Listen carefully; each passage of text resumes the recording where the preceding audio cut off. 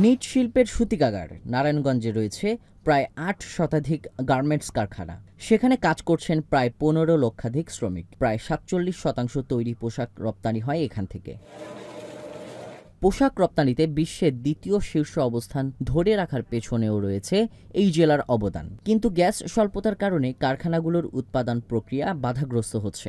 জ্বালানির দাম বেড়ে যাওয়ায় আশঙ্কায় শঙ্কিত এখন নারায়ণগঞ্জের শিল্পখাত। এদিকে শিল্পখাতের জন্য বরাদ্দকৃত গ্যাস সরবরাহ কমিয়ে বিদ্যুৎ ও সার উৎপাদনের জন্য দেওয়া হচ্ছে। এতে গ্যাস সংকট আরও তীব্র আকার ধারণ করেছে।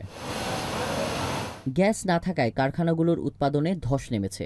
গার্মেন্টস সহ অন্যান্য কারখানায় উৎপাদন ৩০ থেকে ৪০% পর্যন্ত কমে গেছে। গ্যাসের অভাবে গ্যাস নির্ভর কারখানাগুলো পূর্ণ ক্ষমতায় উৎপাদন করতে পারছে না। আমরা সবসময় বলে আসছি যে কম্পিটিটিভনেসের জন্য আমাদের গ্যাসের দাম কোনোভাবে বাড়ানো যাবে না। যেহেতু ২ বছর আগে হুট করে গ্যাসের দাম প্রায় অলমোস্ট 100% গ্যাসের দাম বাড়াই দিয়েছিল এবং সেখানে আমরা গ্যাসও পাচ্ছিলাম না।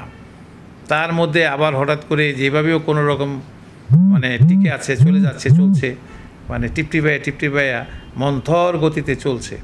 সেই ক্ষেত্রে আবার হঠাৎ করে 33% বাড়ায় দেওয়াটা আসলে কিন্তু একটা কঠিন একটা পরিস্থিতির সম্মুখীন এই শিল্প হবে, গার্মেন্টস শিল্প পড়ে যাবে।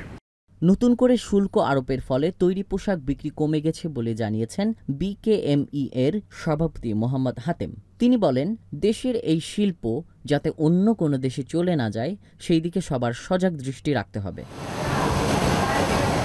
বর্তমানে প্রতি ঘনমিটার গ্যাসের দাম দিতে হচ্ছে ৩০ টাকা করে। নতুন করে দাম বাড়ানো হলে শ্রমজীবী মানুষের ভোগান্তি ব্যাপকভাবে বাড়বে। ক্ষুদ্র শিল্প প্রতিষ্ঠানগুলো নতুন সংকটে পড়বে এবং নতুন উদ্যোক্তারাও শিল্প কারখানা স্থাপনে নিরুৎসাহিত হবে। তাই গ্যাসের দাম না বাড়াতে অন্তর্বর্তীকালীন সরকারের প্রতি আহ্বান জানিয়েছেন ব্যবসায়ীরা।